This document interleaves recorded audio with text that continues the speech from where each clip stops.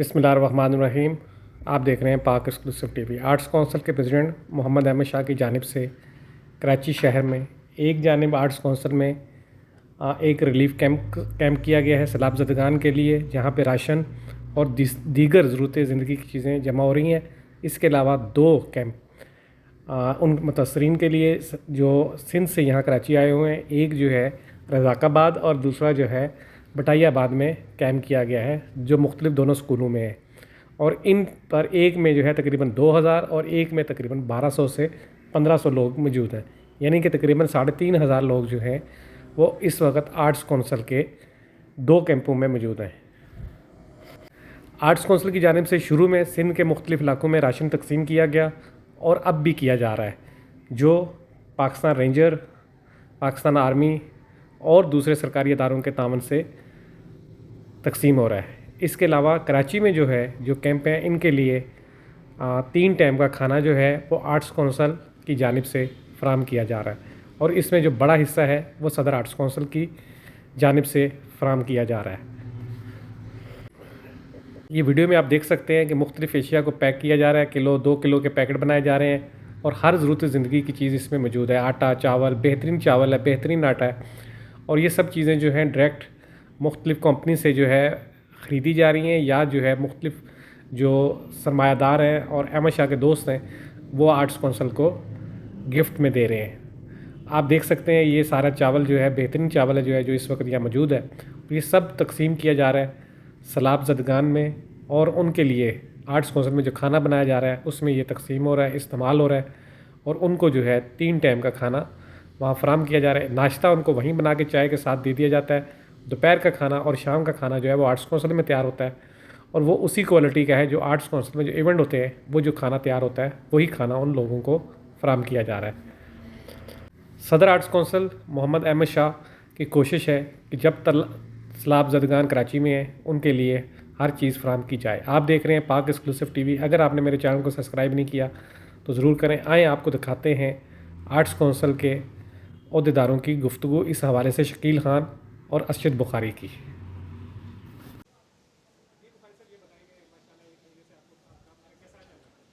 अल्हम्दुलिल्लाह बहुत ज़बरदस्त, और आर्ट्स काउंसिल अपनी रिवायात पर कायम है।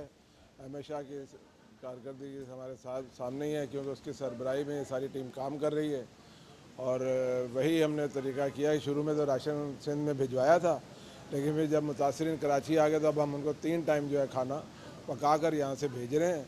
हमारे पास 2 कैंप हैं जिसमें 1200 के करीब लोग हैं, और उनको हम तीनों टाइम खाना पका कर भेज रहे हैं। वहीं से शुरू करूं। जिस तरह से कि 2005 के आज़ाद कश्मीर और KPK के ज़लज़ले में हमने अपने भाइयों की मदद की थी, और 2010 के सैलाब में हमने मदद की थी, इसी तरह से इस मरतबा भी हम अपने भाइयों की मदद के लिए जाएंगे। शुरू में तो हमने ये किया कि हमने यहाँ से अपने मेंबरान से और दीगर दोस्त जो थे अहमद शाह साहब के, उनके साथ मिलकर जो राशन जमा करना शुरू किया, कपड़े जमा करने शुरू किए, दवाइयाँ जमा करनी शुरू की, और वो हमने सिंध के मुख्तलिफ़ इलाक़ों में भेजा। मैं ख़ुद सामान लेकर सिंध के मुख्तलिफ़ देहातों में गया, मुख्तलिफ़ शहरों में गया, उमरकोट तक मैं ख़ुद सामान लेकर अहमद शाह साहब की हिदायत पर गया।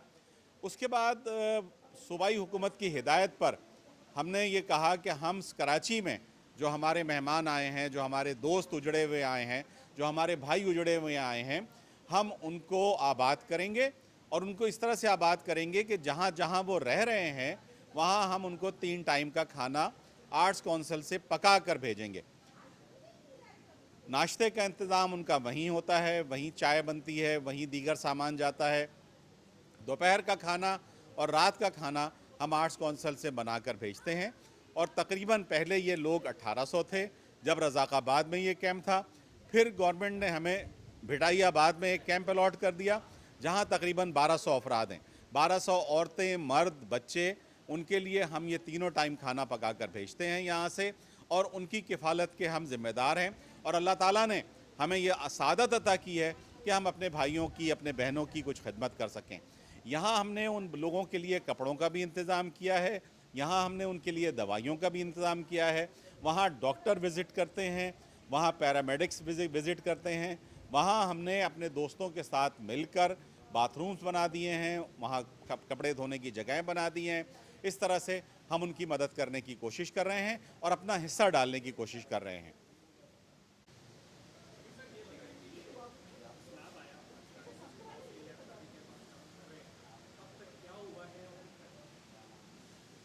देखिए, पाकिस्तान में सैलाब आया, तूफ़ान आया, बारिशें आईं, या आफ़तें हम पर हर 10 साल बाद नाज़िल होती हैं, इसलिए कि ये बारिशों का स्पेल या सैलाब का स्पेल इस पूरे सर्कल में, इस पूरे ख़ित्ते में, इस जोग्राफियाई ख़ित्ते में, इससे पहले 2010 में हमारे यहाँ सैलाब आया था और अब ये 2022 में हमारे पास सैलाब आया है।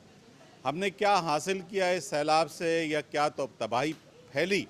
पाकिस्तान का तकरीबन 33% रकबा इस वक्त पानी में डूबा हुआ है और ये पानी में डूबे हुए रकबे में 3.5 करोड़ से ज़्यादा लोग मुतासर हैं।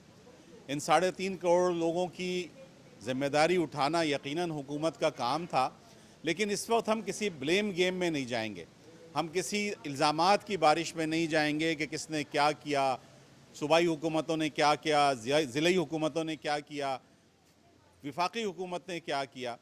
Arts council of Pakistan Karachi के सदर मोहम्मद अहमद शाह ने अपनी गवर्निंग बॉडी के साथ मिलकर ये बात सोची कि हमें जो हमारा फ़र्ज़ है वो हमको पूरा करना चाहिए, हमारा जो काम है वो हमें करना चाहिए। और हम इस ब्लेम गेम से हटते हुए हमने सबसे पहले तो ये किया कि हमने अपने मेंबर्स से दरख्वास्त की कि जनाब, जिस तरह से 2005 के ज़लज़ले में जो कश्मीर और सूबा सरहद में आया था उसमें हमने अपने भाइयों की इमदाद की थी, इसी तरह से ये जो